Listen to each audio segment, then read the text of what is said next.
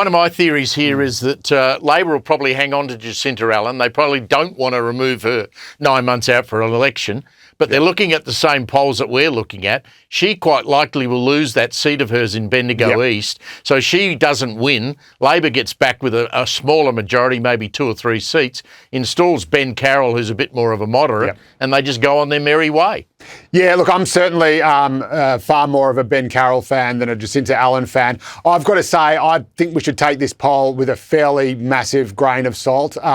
I don't think those numbers are credible. Roy Morgan does not have a good history of being accurate or reflecting. This came out the same week as a Resolve poll found that One Nation support in Victoria was only about 11%, which puts it about neck and neck with the Greens. And that is still a huge result for One Nation. They got less than 1% at the last election.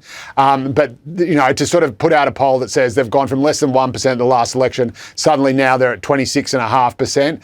I just do not believe it. And that other Resolve poll did show a huge amount of volatility. It showed that support for the Libs, and Mia's right, a pox on both your houses, support for the Libs went from nearly 40%, about 39, and plummeted down to 30%. So that other poll is picking up on that volatility and that move away from the major parties. But, you know, almost more than a quarter of the vote just suddenly appearing from One Nation in what is the most sort of structurally left-wing and progressive state in the country, I don't think is credible. And that's actually good news for the Liberal Party, because if One Nation outpolls the Liberal Party, then a whole bunch of Liberal preferences are going to flow back to Labor, and that will get them over the line. If, however, One Nation, as the minor party, is knocked out, all their votes are going to go to the coalition over the Labor Party, and that is what will deliver the coalition victory. So you actually do not want One Nation to be outpolling the coalition in Victoria if you want to see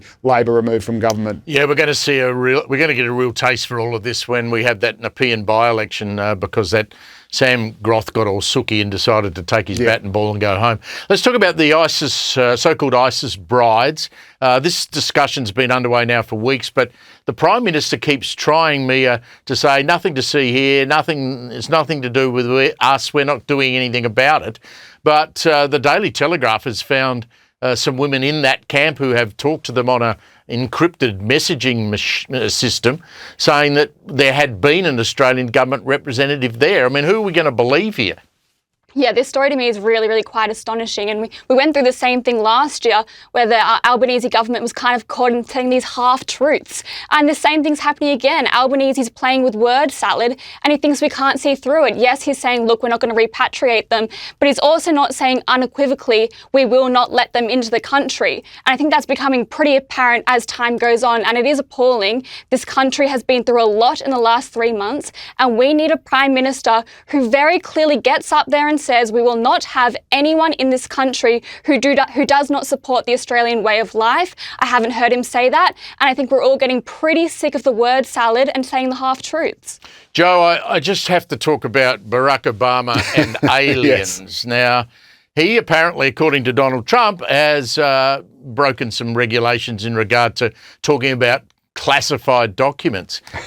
He was just joking, Obama, wasn't he? I mean, was he being serious? Well, he was actually telling the truth. It was a kind of light-hearted segment. It was sort of like a rapid-fire round at the end of a podcast. But when he was asked, you know, are there aliens?